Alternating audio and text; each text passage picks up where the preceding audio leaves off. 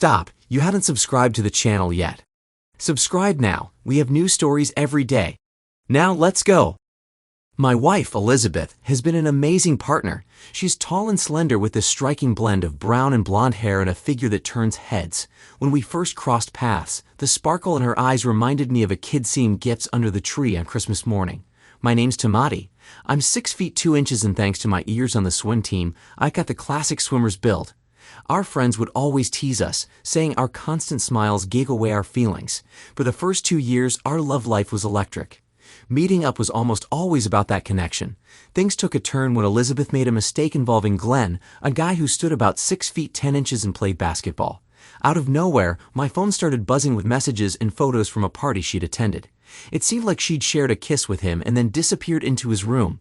The next morning, I confronted her and she came clean, admitting she'd gotten drunk and done something stupid. She insisted it meant nothing and that her heart still belonged to me. Most of our friends argued it was a one-time thing, urging me to forgive her. After 2 solid weeks of anger, I decided to let it go but made it clear she wouldn't get another chance. Ironically, the friends who pushed for forgiveness often ended up in rocky relationships, while the ones who told me to walk away are now happily married. Eventually, I started a career as a programmer and Elizabeth took a job as an administrator. We got married and had 2 kids, Frederick and Monica. Life was pretty good until Elizabeth got into real estate, which brought longer hours and less family time. Melling her history, I decided to install monitoring software on her phone and slipped a small recorder into her back. Soon, I discovered she was seeing a man named Joe. Heartbroken, I clung to the fact that their chats seemed to lack any deep affection. Desperate to fix things, I tried harder, cooked her favorite meals, dressed up the kids, and showed her as much love as I could. She responded positively, giving me a sliver of hope. One Friday night, she told Joe she couldn't meet up with him. I was thrilled and feeling optimistic, asked my brother and his wife to watch the kids. I took Elizabeth out to a fancy restaurant for dinner and dancing. That night, we even tried to set a personal record for how many times we could make love, and although we didn't quite hit it, we sure enjoyed the attempt.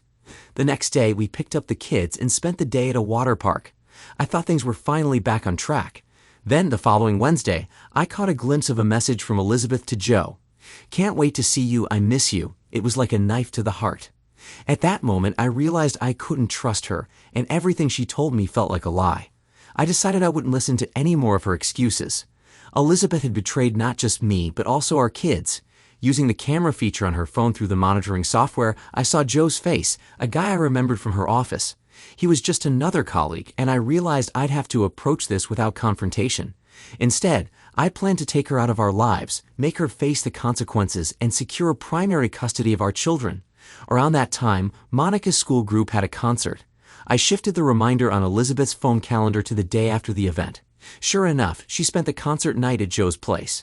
Afterwards, I left her a message, pretending she just missed it. Monica was disappointed, but I gently explained that sometimes adults get caught up in work. Elizabeth's later arrivals became more frequent, and she'd come home smelling freshly showered while still in her work clothes. She tried to make it up to Monica, who eventually forgave her, but made her promise not to miss the next concert. I couldn't tell if Elizabeth was genuinely remorseful or just trying to avoid getting caught. I noticed she and her lover often met at a small place famous for its Scotch eggs. One day, I casually mentioned it to my father-in-law and made a reservation for that Wednesday, their usual day. After confirming she was at the office, I headed there with her parents. We arrived just a few minutes after Elizabeth and her lover, and I spotted them tucked in a booth at the back. "Do you want to sit in a booth or at a table?" I asked loudly. Elizabeth's head shot up, and she quickly moved away from him. He looked bewildered until he saw us, then tried to shrink down. When we approached, Elizabeth rushed over. "Mom, Dad, what are you doing here?" she stammered. The Scotch eggs here are amazing, so we had to try them," her dad said with a warm smile, happy to see her. Elizabeth introduced her lover as a colleague, pointing to the booth. Her mom and dad's expressions soared. "Wouldn't want to interrupt your lunch meeting," her mom said, staring at him with narrowed eyes. Elizabeth insisted, saying they were just grabbing a quick bite before showing the property. The lunch was awkward. After her lover reluctantly shook hands with everyone, Elizabeth tried to fill the silence with small talk. Her mom frowned at her food, and her dad couldn't take his eyes off the guy, barely speaking. I made small talk, asking him questions like how long he'd been with the company or why a nice guy like him was still single. At one point, I suggested, "Elizabeth, maybe you could introduce your sister to him. If things go well, we might even be family." The Elizabeth's smile was tight. Her lover finally said, "Thanks, but I already have a girlfriend." "Oh," I asked with a grin. "Is she someone we know or a secret?" "She's in a rough situation, trying to get out of a bad relationship." I don't feel comfortable saying who, he replied, trying to keep his composure, but his face fell as he noticed the looks from everyone around the table, especially Elizabeth. Where our food arrived, my in-laws barely touched theirs, eating quickly. I only managed a few bites of my Scotch egg. The Elizabeth noticed and asked, "Is the Scotch egg any good?" "I've lost my appetite," I replied, staring at her. Her mother motioned to the waiter, handed him a $100 bill to cover everyone's meal, and then excused herself to the restroom. The waiter returned with the change, and Elizabeth's father pocketed it, giving Joe the colleague a look that could cut glass before heading to the restroom himself. "Sorry to interrupt your business lunch," I told Elizabeth and Joe. "I'm sure you two have plenty to talk about, and plenty of people to deceive." I got up to leave, and Elizabeth chased me out to the car. "It was nice to see you at lunch," she said. "We'll discuss this at home. Your parents will be here soon." By then, her parents were practically rushing toward the restaurant's entrance, clearly avoiding Joe's gaze. Elizabeth, following my line of sight, looked down and muttered, "It's probably for the best." Her parents caught up to us, gave Elizabeth a quick hug, and then got into my car without a word. We drove home in silence. When I dropped her parents off, her mom hugged me tightly and told me she loved me like the son she never had. Her dad hugged me too, asking me to bring the kids over more often because he missed us. It hit me hard then, realizing Elizabeth would lie so easily to the people who'd always supported her. They had already distanced themselves from Eleonora, her younger sister, because of her own infidelity. Whenever Elizabeth brought her up, they'd shut her down immediately. Eleonora had even once tried to sneak into her in-laws' church during a Sunday service. Her dad interrupted the pastor mid-sermon, apologizing to the congregation before walking out, ignoring Eleonora entirely. That evening, Elizabeth came home with a story about how a dinner with Joe had helped secure a big deal for both of them. I told her it's inappropriate to be out to dinner alone with an unmarried man. "I don't want you near him anymore, and I don't want you going out with him again." "Honey, I'm sorry if it bothers you," she replied. "I won't go to lunch with him anymore." "Don't worry, he's out of the picture." We just landed a great deal. From that night on, I told her I'd be sleeping in the guest room until she gave me an appearance, a proper apology. "Remember what happened when your sister got caught cheating?" I said. She looked alarmed. "You're blowing this way out of proportion," she protested. A small part of me was relieved, though, that I had a valid reason to avoid intimacy with her. Meanwhile, I took more steps to stay ahead. I installed a hidden switch in her car and Joe's, and sabotaged the transmission sensors to keep any mechanic guessing. One day, while I was at Frederick's football game, Elizabeth decided to see Joe. I remotely disabled her car. Knock, knock. Joe came to the car window and asked, "What happened? You came back so soon." "My car won't start. The battery's fine, headlights work, but it just won't turn over," she explained. "Need a ride home?" he offered. "No, you idiot. If my husband sees you dropping me off, it'll be a huge issue. Call a tow truck. I need to pick up Monica for her band competition." "Can't your husband drive her?" "He's with Frederick in his game," she replied, irritated. "Just take me to a rental car place and I'll call a tow truck to meet us there." Joe dropped her off and she managed to rent a car. Unfortunately, she was late picking up Monica, who ended up calling me. I got a friend to bring Frederick home, then picked up Monica just in time for her event. When we returned, Frederick was already in his room and Elizabeth was waiting in the living room, still in her work clothes but smelling freshly showered. "Monica, I'm so sorry I couldn't pick you up," she said. "My car broke down, and by the time I rented another, your dad had already come to get you." "It's fine, Mom. I made it just in time, thanks to Dad," Monica replied. "But you've missed 2 performances now. I hope work's worth it." After Monica left the room, I confronted Elizabeth. "I called your work after lunch. They said you'd left. You had over 2 hours to pick up Monica. What happened?" She froze, then stammered, "I was running some errands and thought I had enough time. I didn't expect the car to break down." "What errands?" "You never mentioned any." "Just things that needed handling," she replied evasively. "Well, I hope those things are worth more than your daughter's respect because you're walking on thin ice," I said, heading to the guest room. It was clear Elizabeth prioritized Joe over our family, disregarding the impact on our kids. The mechanics couldn't find any issues with her car, confirming my modifications had worked perfectly. Meanwhile, Monica had started pushing her buttons, saying things like, "Mom, you promised to take me and my friends to the mall this Saturday. Can you tell me now if you'll flake? We don't want to be stranded if your car decides to die again." Frederick overheard and laughed, but won Monica. The Elizabeth complained to me later, saying I needed to talk to the kids about respecting her. "I'll consider it when you're ready to apologize," I said from the guest room. She called my response stubborn. On Saturday, I took Monica bare friends to the mall myself. Elizabeth claimed she had work, but her car was parked at a house listed for sale, no doubt meeting Joe. When we returned, Monica thanked me loudly in front of her mother, making it clear who she appreciated most. Elizabeth called a friend and completely ignored Monica's questions. Elizabeth looked like she wanted to complain, but I started laughing, took my drink, and headed into my office. She still had on her work clothes, but smelled freshly showered. I couldn't shake the feeling she'd had some fun in one of the houses she was selling. Hopefully, she at least changed the sheets. With Frederick's birthday coming up, we rented 6 lanes at a bowling alley to celebrate with friends and family. Finding a spot without a Wednesday night lead took some effort, but I made it happen. When I shared the plans with Elizabeth, she looked uneasy, so I told her I'd take the kids and their friends while she picked up the cake and candles. We had pizza, open presents, and a bowl. The week before, I sabotaged Joe's car 3 times to stop their meetings. They were scheduled for Tuesday, so I broke his car again once it was fixed. Then, on Wednesday, I saw Elizabeth's text looking forward to seeing you later this afternoon. Her GPS showed her heading to Joe's apartment. She'd have enough time to enjoy herself, grab the cake, and still make it to the party. I rented a car with a large trunk for a little plan I'd cooked up. After confirming Elizabeth was at Joe's apartment, I placed a covered cage by the front door. Using a door ram, I smashed the door open, activated a taser against the metal cage, and released an angry skunk inside. As I hurried away, I listened through Elizabeth's phone. The screams were priceless. Joe was yelling at her to call the police. I blocked her phone, so he had to make the call himself, claiming a wild animal had invaded his apartment.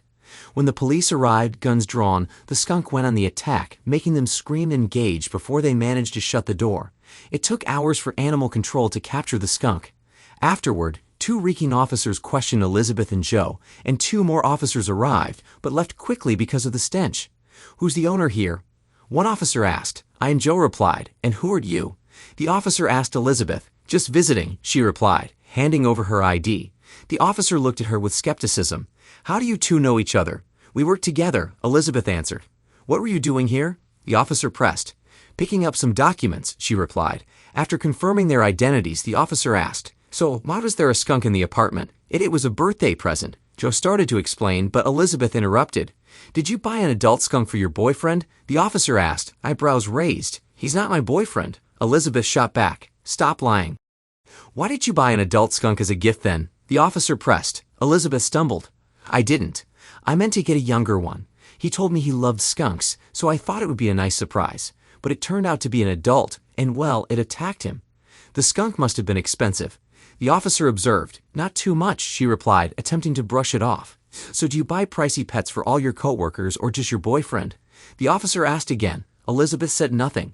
Finally, one officer, clearly fed up, remarked, "I know the story's nonsense, but I can't take the smell anymore. You and your friend are free to go. I'm not contaminating my car with that stench." They left, slamming the broken door on their way out. "What was that all about?" Joe asked, baffled. The Elizabeth, quick-witted as always, replied, "We couldn't exactly tell them someone broke down your door and set a skunk loose in here." "Why not?" he asked. "Because then they asked my husband if he had anything to do with it, and either know for sure or they'd tell him I was here," she answered smoothly.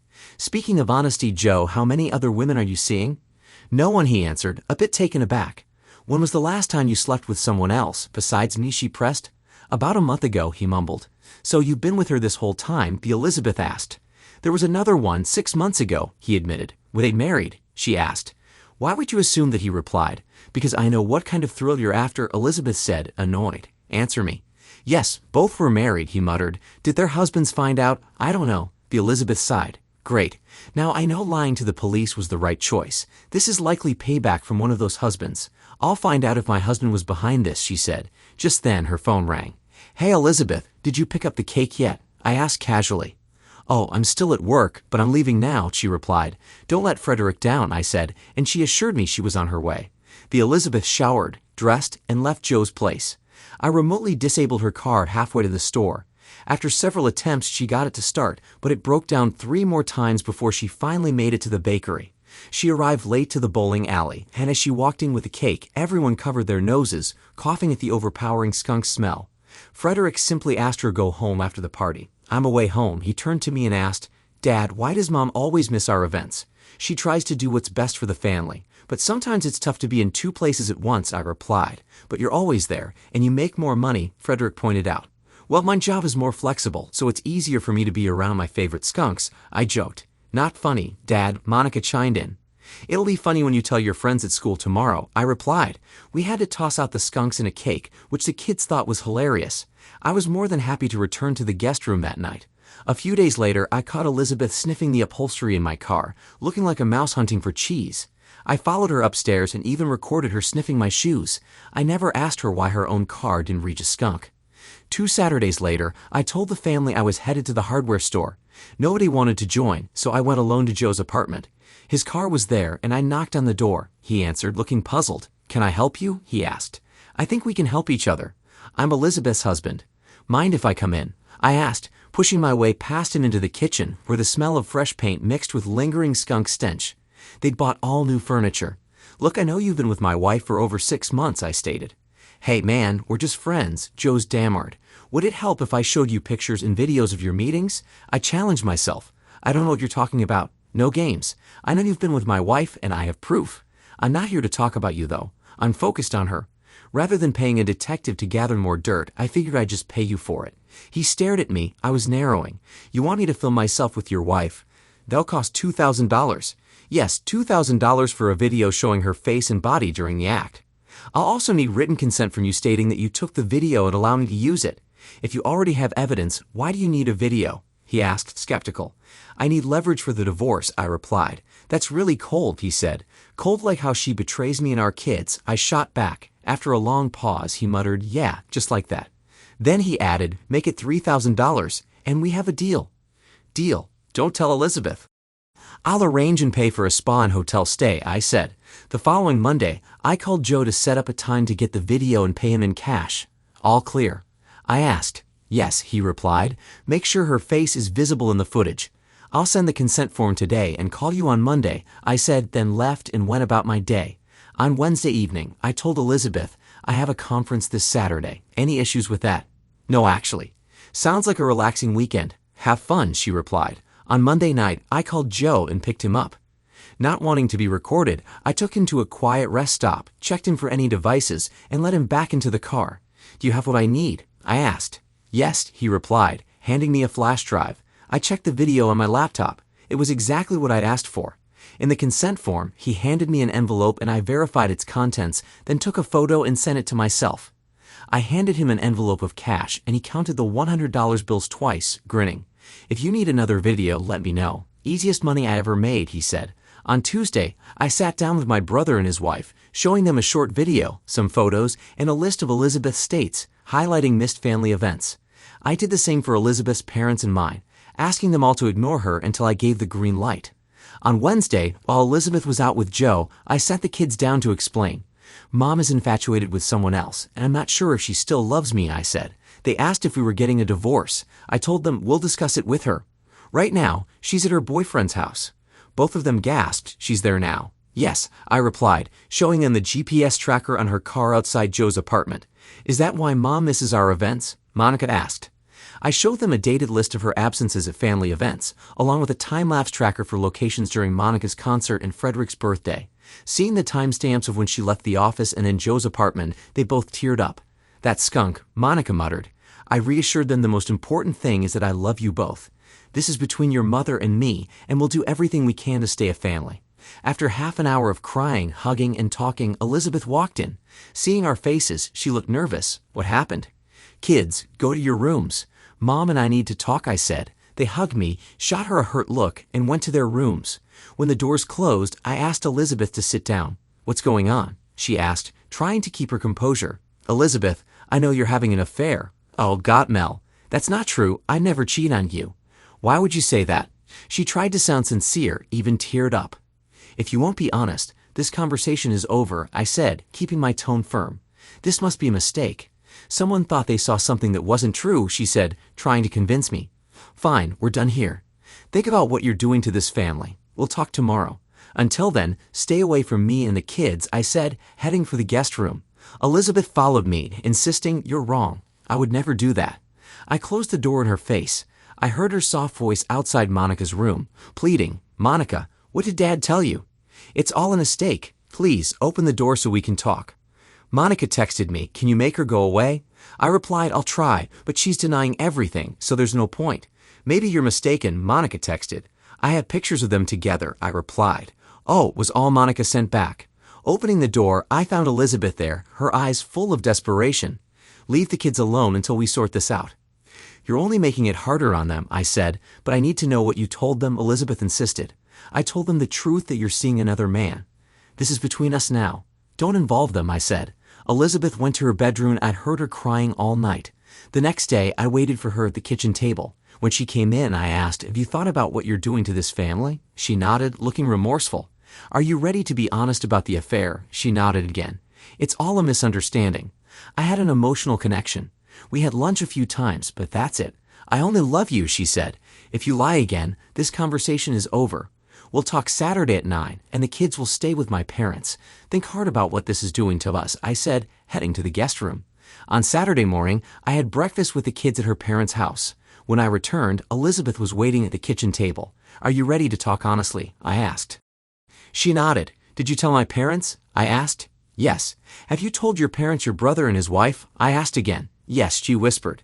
"Why would you do this to me?" she asked, her voice breaking. "You lied to me, to the kids, to everyone. Now you're claiming it was just a few kisses, and you think our parents and kids turned against you because of me." Elizabeth's face fell, but she said, "You've blown this out of proportion. If you're not willing to be truthful, then we're done here. The kids will stay with their grandparents, and I'll live in the guest room and work from home. We'll talk on Tuesday after work.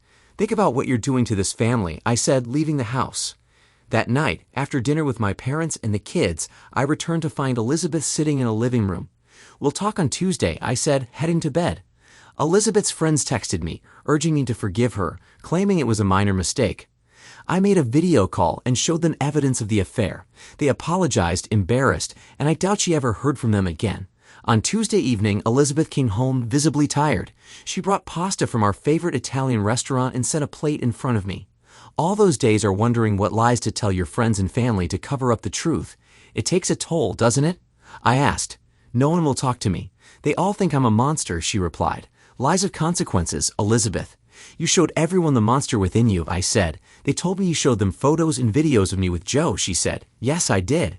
I didn't let extra copies get out because I don't want our family ridiculed," I replied. "Can I see them?" she asked. "Yes, if it helps." I showed her the photos and videos. "I love you so much. Can't we put this behind us?" she pleaded. "If you love me that much, why did you need someone else?" I asked. "I never loved him." Marriage is supposed to be about shared responsibilities, trust, and joy. I was always responsible, trusted you, and found joy in our life together. But you dumped most of the financial and family responsibilities on me while you partied. She looked down, quiet. "You stole my love by giving yours away," I said. "How long have you known?" she whispered. 7 months, I replied. "Why didn't you say anything?" she asked. "I hoped it was a one-time mistake. I waited for you to be honest, especially since you kept saying you love me," I replied. "I'm so sorry," she said softly. "How can I trust you now?" I asked. "Because I love you and I'm telling the truth," she replied. "Is this the same truth you told me during our last 3 talks when you denied everything?" I asked.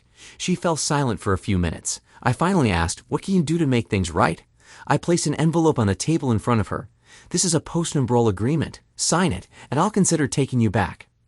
But we'll need therapy for us and the kids to make it work." "I don't want to sign a postnuptial agreement," she replied. "Then we're done. It seems you're more interested in a financial advantage than in saving our marriage." "What do I get if I sign it?" she asked. "If one of us files for divorce, I get 70% of everything. If I'm the one who cheats, it's 50 to 50. If you cheat, I get 85%. In all cases, I get full custody. Have a lawyer look at it, sign it, and I'll consider moving forward." "How much time do I have?" she asked. "Until Saturday morning," I replied, standing up. "Aren't you going to eat?" "I got your favorite food," she said. "After all you've done and all your lies, should I expect fresh arsenic in a sauce?" I asked, walking away. The Elizabeth began to cry, but later she signed the agreement to try and rebuild and trust. The next day, I stopped by her office while she was out and spoke with the office manager, an older woman whose husband owned the company. "How can I help you today?" she asked currently. "I think there's a misunderstanding about me being the bad guy with my wife," I said. "This seems personal. Please leave or I'll call security," she replied. "It's about my wife and a coworker she's been intimate with," I explained. Do you have any evidence? She asked, raising an eyebrow. Yes, here's a photo and some voice recordings of them admitting they were together, instead of showing properties, I said, playing short clips on my phone. Her face soured. Can I assume my wife will be terminated immediately? I asked. Yes, along with her companion, she replied. You can't fire him. I had permission to record my wife, not him. This can't be used in court, and I'd rather avoid any claims of slander. I doubt you want that either, I added. Thanks for the information, she said, visibly relieved. May I leave a photo? I asked. No, I don't want this going around the office, she replied. The Elizabeth came home that evening in tears, saying she'd been fired without a reference. She wanted to talk, but I just said Saturday and went to my room. On Saturday morning, she was at the kitchen table. You should have quit as soon as this started to avoid any contact with Joe. Clearly, your moral compass is broken, I said. We should have discussed this. Sorry, but we no longer discuss decisions that harm our marriage or family. By the way, have you signed the postnuptial agreement? I asked. Yes, she said, handing me the signed document. I checked it, sent an electronic copy to my lawyer, and locked the physical copy in a safe. Then I laid out the new house rules. If you behave, we'll start counseling. I'll let the family know we're attempting to fix things. Truthfully, I had no plans to start counseling. The Elizabeth became the model's wife, but I noticed she'd installed a hidden camera in my office. I watched her set it up on my laptop from my car. The following Saturday, I joined her in the kitchen where she sat, looking smug over her coffee. Where are the kids? I asked. They're with my parents, she replied. Why? It's been a while since we've been intimate. I thought I could change your mind, she said. It's actually been 8 months, I replied. 8 months? That can't be right, she insisted. It is. Maybe you lost track during your excavates, I said. Well, we could change that, she said, giving me a flirtatious smile. Elizabeth, I can't erase what you did or the images burned into my mind. It's not going to happen, I replied, signaling her to sit down. Fine, be stubborn. I did everything you asked, and you still treat me like an outcast. I deserve more respect, she said. Is this really how you want to approach it? I asked. Yes. I even deleted all the evidence, the copies, the ones in the cloud, and destroyed the flash drive. I'm tired of feeling like an outsider. I'll be staying with my sister until you start showing some respect. I'll pick up the kids from school each day, and we'll have dinner at my place without you, she said, heading toward the door. Her sister, Eleonora, stepped out of the dining room, and they left together.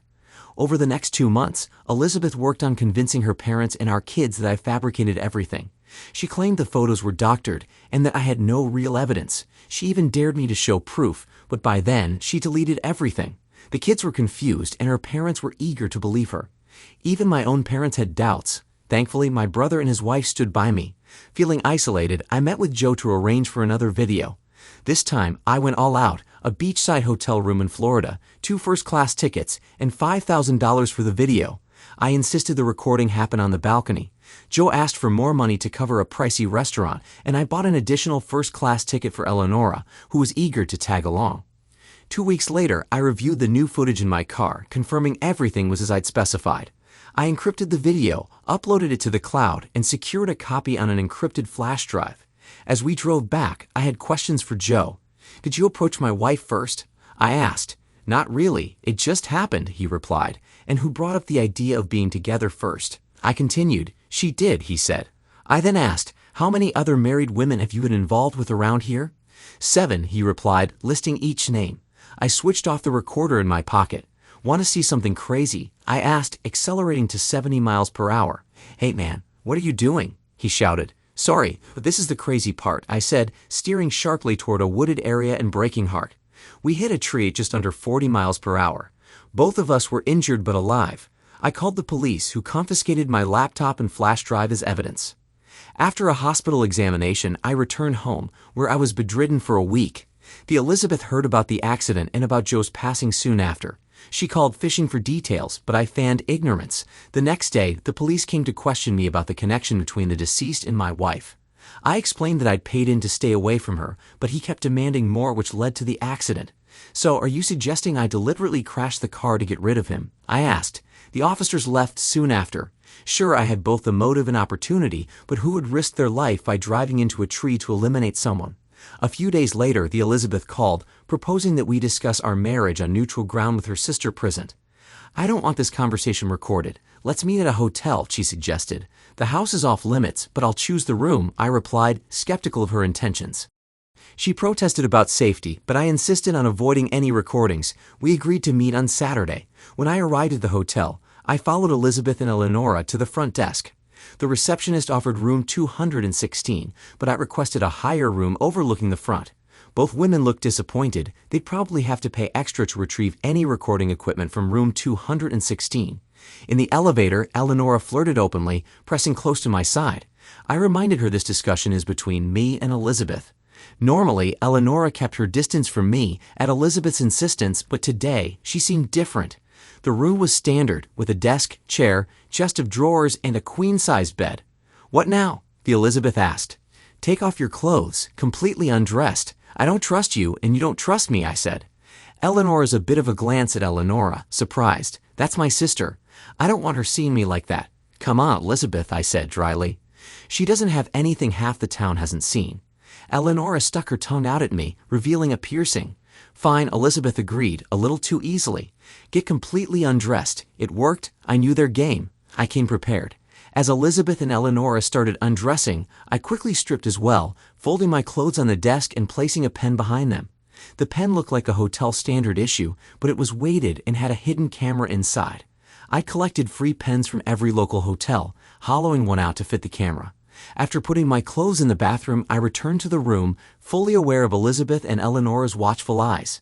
"Now that we're all here, let's get started," I said, ignoring Eleonora's attempts to catch my eye. "Elizabeth, I want a serious conversation," I said firmly. "In a few minutes, you'll know what this is really about," Elizabeth said sweetly. "I love you," I replied, keeping my tone even. "Like a favorite pair of shoes," she replied, her sarcasm showing. "You know that's not true. I really love you," Elizabeth insisted.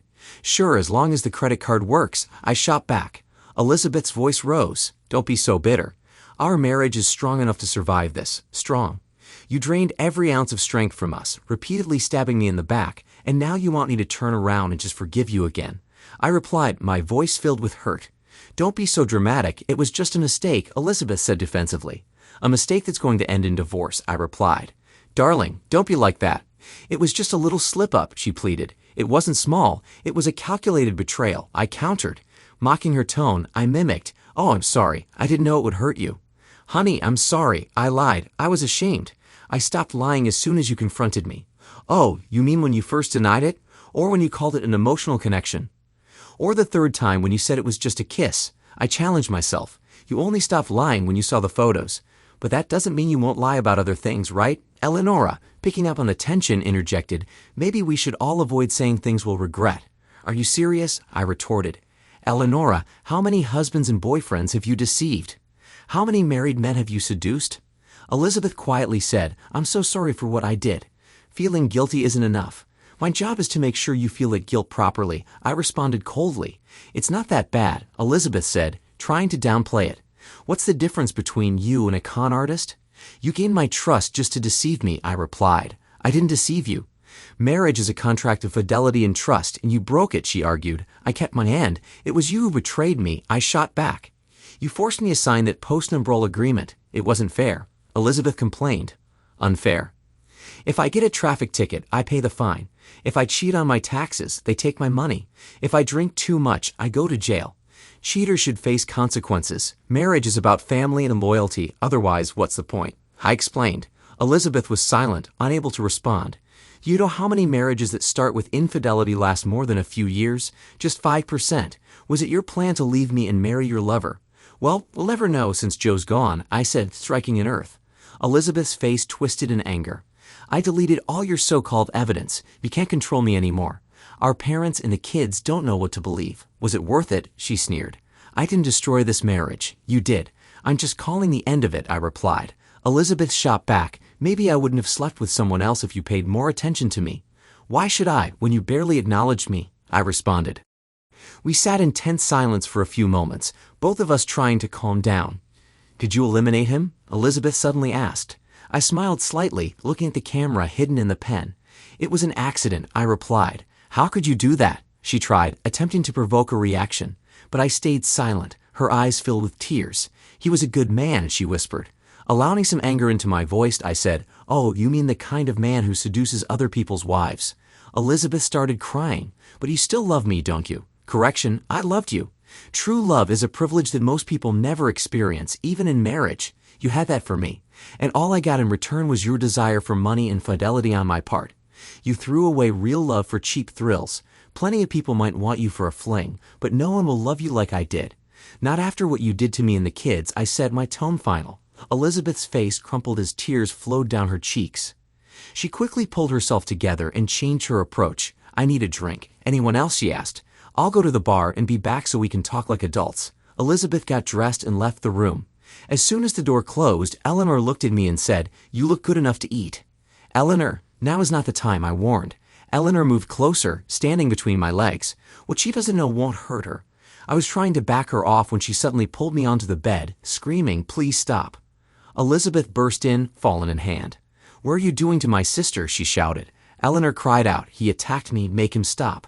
The Elizabeth pushed me back, smirking as she dropped the phone, likely sending the video to the cloud. You're in trouble now, she said. I have a video of you attacking her. The two of them laughed as I sat back in my chair, feigning defeat. Elizabeth wagged her finger and continued, here's how this divorce will work. That postnuptial agreement? Forget it. Mention it, and I'll send you to jail. You'll get 10% of everything. I'll get 90% plus full custody and lifetime support. If you don't agree, the video will make sure you're locked up.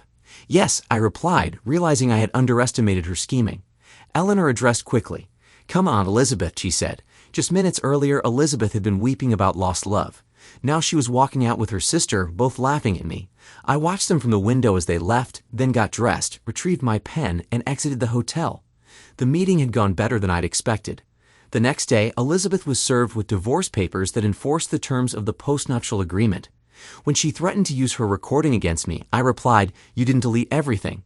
If you try to pin this on me, I'll be out the next day and you'll be in jail. Elizabeth was smart enough to wait.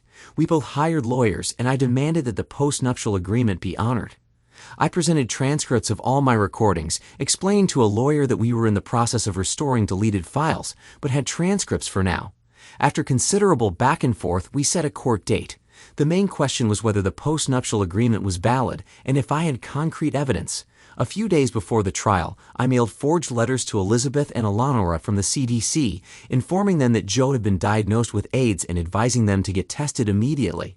The letter instructed them to avoid intimacy for 12 months until they could be sure they were clear. On the day of the trial, the judge wasn't pleased with either of us. The Elizabeth claimed the postnuptial agreement had been signed under doors and that she hadn't committed adultery. She cried convincingly. I argued that the agreement was necessary because she was unfaithful and that she had violated our marriage vows, making her an unfit mother. The judge then asked, what evidence do you have of her infidelity? My lawyer submitted the video and voice recordings, which matched the transcripts we presented. The judge turned to me and asked, why are you producing these recordings now? We obtained the recordings after a long data recovery process. Elizabeth deleted the originals and certified data recovery as time-consuming. We just received the restored files, my lawyer explained. The judge then addressed me directly. Did Elizabeth attempt to delete the recordings? Yes, Your Honor. We even had a recording of her admitting to it. I made her believe I had complete control over the videos. She thought she deleted everything, but I stored backups in multiple places. I replied. Judges don't take kindly to evidence tampering, and Elizabeth had lied about not cheating, claiming I had no proof. When the judge asked Elizabeth's lawyer if the transcripts matched the recordings, he confirmed, yes, Your Honor. Do you challenge the authenticity of this recording? The judge asked the Elizabeth's lawyer. The Elizabeth glanced at her lawyer and shook her head slightly. No, Your Honor, he responded. This answers the question of validity and nullifies claims of compulsion. However, none of this alone proves infidelity after signing the contract, the judge noted. My lawyer interjected, yes, Your Honor. Here is the transcript of a final video, along with the video itself, proving Elizabeth's infidelity after the agreement was signed. The judge looked at my lawyer. Why is this being presented now? This evidence was in police custody as part of an accidental death investigation. We weren't certain it still existed, my lawyer clarified. Turning to Elizabeth's lawyer, the judge asked, have you seen this video? Yes, Your Honor, but we believe it's inadmissible as there's no consent form, and if allowed, there's no evidence it was recorded before the agreement, the Elizabeth's lawyer argued. My client paid for plane tickets for Elizabeth, Eleonora, and her lover, along with the hotel room they used, my lawyer stated. The judge turned to me. Did you consent to your wife's affair? No, Your Honor. I never agreed or condoned her activities, I replied. Then why did you pay for their tickets and hotel? The judge asked, pressing further. I asked her lover how much you need to stop seeing my wife. He asked for $2,000 tickets to Jamaica and a 3-night stay at a 5-star hotel. We agreed, and I bought ticket vouchers, but he used the airfare and hotel vouchers for a stay in Florida the following week while my wife was supposedly at a conference, I explained. How do we know this is the right hotel? The judge asked. In the first photo, you can see the hotel sign in the background, I pointed out. How did you acquire this video? The judge continued. I paid for it. When I discovered my wife's affairs, I asked him for proof.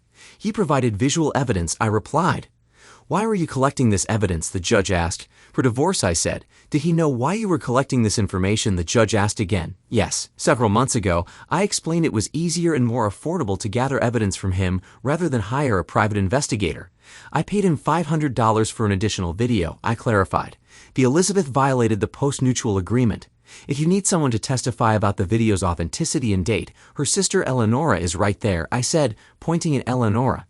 Everyone turned to look at her, and the judge recommended me for using inappropriate language. I immediately apologized. The judge then asked, is that all you got from your wife's love that night?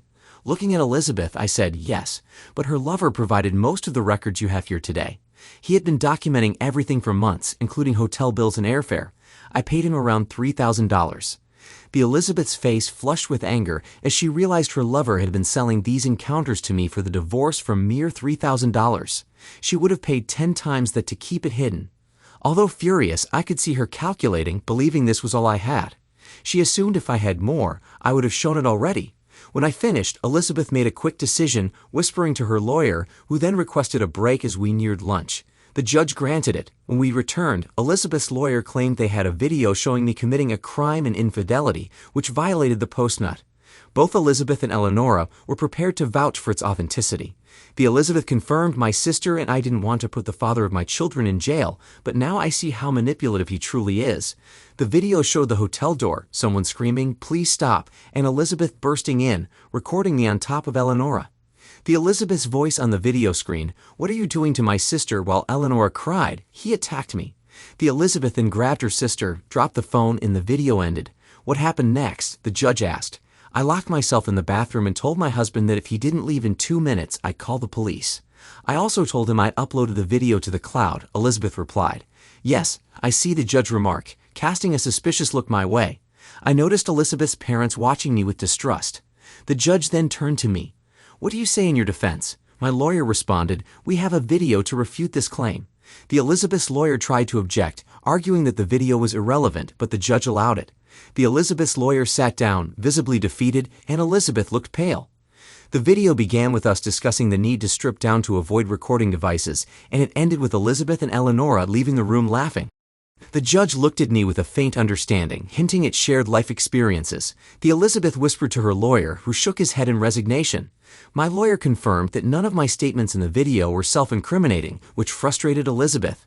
Her initial goal had been to sweetly convince me to forgive her. Her secondary goal was to set me up with incriminating evidence regarding her lover's death. The fabricated attack on Eleonora backfired.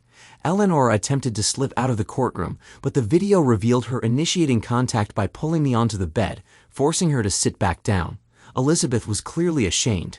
Her parents sighed heavily behind her, and some of her relatives left the courtroom before the video ended. Elizabeth knew she'd lost their support. The judge ruled in favor of enforcing the postnuptial. My lawyer then unveiled Elizabeth's secret bank account, containing more funds than all her shared assets combined. She'd been depositing extra paychecks and bonuses there for years, and had even taken out a second mortgage on her house.